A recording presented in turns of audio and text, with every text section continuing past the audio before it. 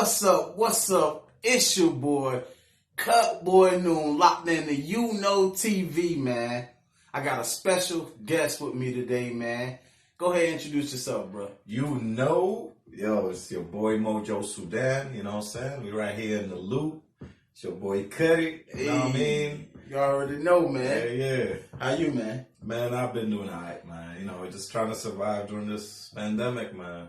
It's been crazy, right? Mess. A hot mess. Yeah, it has, man. Hot mess. Yeah, man. Fuck. We're trying to stay safe, you know what I mean? And we just gotta keep it going, man. Like, we gotta make people aware of how to stay safe around each other. I mean, we all kind of wearing masks all over the place and trying to stay safe, but that's a dope mask, too. yeah, You see it? Yeah, what's up? You know what I'm saying? You got to, represent, Hell yeah. Okay. I got my shit. Little ideas, and let me come closer to the camera, see. See that doobie right there?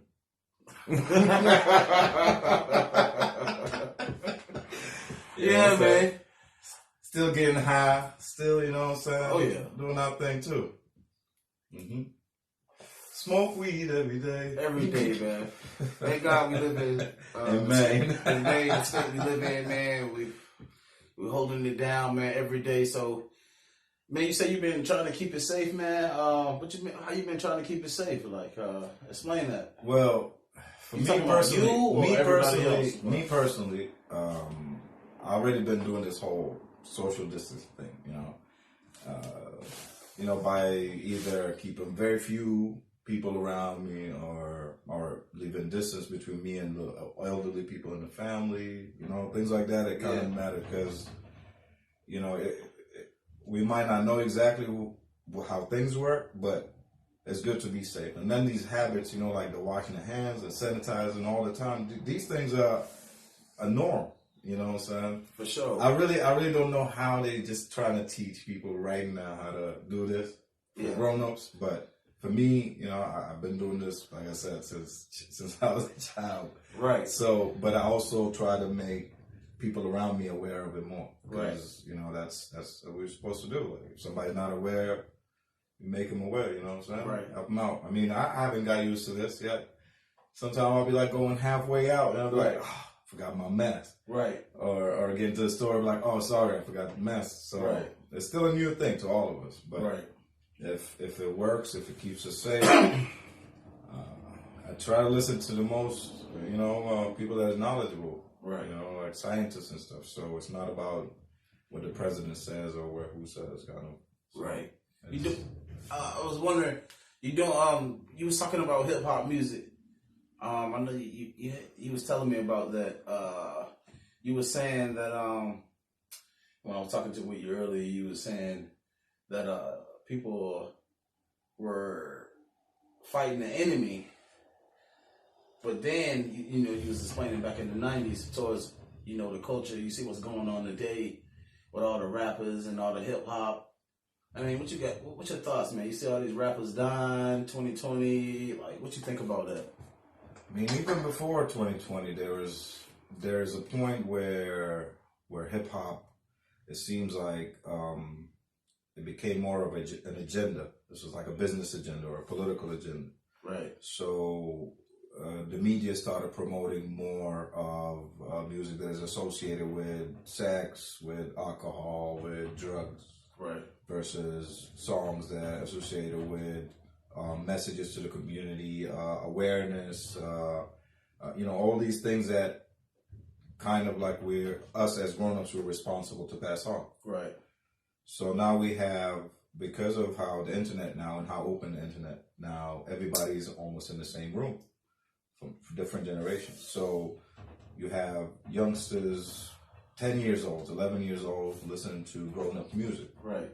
So they're going to get impacted by that. So if the media started pushing out more of drug usage, sex life, and these things, the kids going to think that that's what it is to be cool, to be hip, to be the thing. So and now it's causing issues. Yeah. Now it's causing younger people using more violence to express themselves. They want to carry guns. They want to, you know what I'm saying? Yeah. They want to do gang, da da da. They want to Yeah, they want to replicate or you know, or do whatever they see on the videos or in the hip hop songs that has been pushed out now. Not that it's the problem of they explaining the message. The grown-ups, yes, they have to explain the message of what's going on in the hood, but you have to be responsible outside of the studio too. Yeah, that's when it kind of comes to it, and we've seen examples of a lot of people being responsible outside of the studio. Right. People like Ice Cube, you know, people like Dre, people like Snoop, people like, I mean, anybody that kind of was associated at a point of time with some called gangster rap or gangster hip hop or however you want to put it, have an impact in society that is positive, that is, you know, and so on. So as much as they explain what's going on in the street, as much as they have a responsibility towards the kids. Facts, man. You know? I was thinking, man, I was feeling like, you know, we missing like the, you know how like back in the day they had like the Black Panther Party. You know, the reasons Black Panther Party was for the black people, basically. You know, everything we couldn't get when we couldn't get that equal amount of help. Yeah, man. Free your boy FIZZ, man. Yeah, man. His situation. You know, FIZZ actually called in one day, man. Yeah. He called in on the podcast. With he called in one day. Jitty had got him one day. Jitty was shooting him on the podcast, so he called in to say what's up, man. That's gonna be dropping real soon on UKNOOTV, man. If y'all new to the channel, go ahead and like and subscribe. Hit that bell to get all the new notifications, man. But yeah, back on my boy FIZZ, man. I don't know if a lot of people know. I ain't gonna really speak too much on the situation, but he currently doing some time right now. He just sitting right now. He don't really know how much time he gonna get. So free him, and you know, I talked to him. Jitty talked to him, and you know, I've been talking to him through Jitty really because Jitty been the one who's been catching him. So he waiting. I guess he goes to trial this month coming up for the first time. So he just been sitting. He said, I guess Jitty said he sounds a lot better. Yeah, that's terrible, man. Me and you hooking me and FIZZ up in the studio. What made you want to put FIZZ on the song? Because I remember going into the studio with you that day. And I dropped the chorus. So let me tell you about the whole story. Let me explain the whole story from the beginning. All right, Karma. So, first of all, the beat. One day, Doobie Dubai. Okay, that was Doobie's beat? Yeah, so Doobie came and said, yo, I got these list of beats, and I'm going to pick and choose from them, and, you know, I have these songs from them. So Shout out Doobie. Shout out Doobie Dubai, you know what I'm saying? And go get the mixtape, you know what I'm saying? Free Doobie Dubai. Yo, go get that mixtape, you know what I'm saying? And, and we were working on that project, Free Doobie Dubai. You know what I'm saying? So we're like, yo, I got the project. Anyway, so we got the beats, and we're going through the list of the beats. So when he heard that beat, he was like, yo, listen, I have nothing for this beat. So just take it off the list. That's what he told you? Straight up. Right. It's as simple as that. You know what I'm saying? I swear to God, this is how simple it was. It was like, yo, I got nothing for the beat. So for me, instead of deleting the beat, I put it on the side. Yeah. I'm like, you know, people like different beats. Yeah. That shit was right. And I told them straight, I'm like, yo, I'm going to put that beat on the side. I was like, yo, I don't care. You know, just take it off that list. Then I come through. You'll come through a couple of days later. Yeah. Or something. And you were sitting there, and I was like, yo, let's test the studio. You remember I just had hooked up this here, like, yo, let's test the mic. Okay. You know, and I played that beat, and you didn't record that day. You came the day after. Okay. And you recorded that hook. Okay. And you were like, man, it doesn't sound, I don't like it. It doesn't sound all right. I'm like, man, I haven't mixed it yet. Just wait for me. You know what I'm saying? I'll make it. Yeah. So we're like, I'm like, man, it's not going to sound like that. Yeah. And then you left from there, you know? And I recorded the chorus and the verse that day. Nope. You just recorded the hook. You know, I remember that. Okay. And from there, at least about 3 months. What? passed. Oh yeah. We spoke a couple of times on the phone. You didn't come through because of whatever you got your thing busy and stuff like that. And we end up moving from that spot to Pine Street. Okay. The new studio, the biggest studio. And that's when you came in and you heard it mixed. And we're like, oh, I got the verse.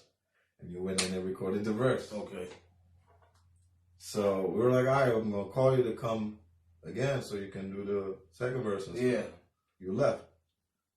I had a fire smash second verse for that shit too. Yo, you left about an hour or so later. Fizz come just randomly knocking on the door. Randomly. He don't have my number. You know what I'm saying? Nothing. He just knew that I was there. Came, oh, yo, what's up, man? Da, da, da. And he sat there and he was breaking down this fucked up story about how down he is. Yeah. I'm like, man, I got you, man. What's up? He was like, man, I just want to do music, man. Da, da, da. I'm like, all right, so if you need to focus on that. Because I know sometimes he gets out of, his habits and he gets in trouble. So I'm like, man, you need to focus. Keep that music in your head. You got all these pages of rhymes and you got, what's up? Like, yeah. Like, you can be just sitting there doing music for years. Right. You don't need to get in all that shit. So I'm like, all right, so let's start with one thing. I got this for you. Yo, you got something that fit with this beat? And boom, I played that. He was like, oh, shit. Da, da, da. He was like, oh, I got it. Yeah. I remember coming back and he was there and he was singing over it. Exactly. Yeah. So he recorded that and he left. He recorded his verse and he left. You know what I'm saying? The second time you came, that's when I told you. I'm like, yo, I got somebody on that second verse. Okay. He was like, who? You were a little I was like, weird about it. Like, I got a second fucking verse for it. Yeah, that's how, because I was like, damn, I got a second. Right, and you already got somebody what? And you kind of felt some kind of way, I felt like. I mean, you were like a little, not upset, but you were like weird to you. Like, why would you bring somebody, but yeah. Yeah. So you were like kind of like questioning. I was. Yeah. I was. You were questioning.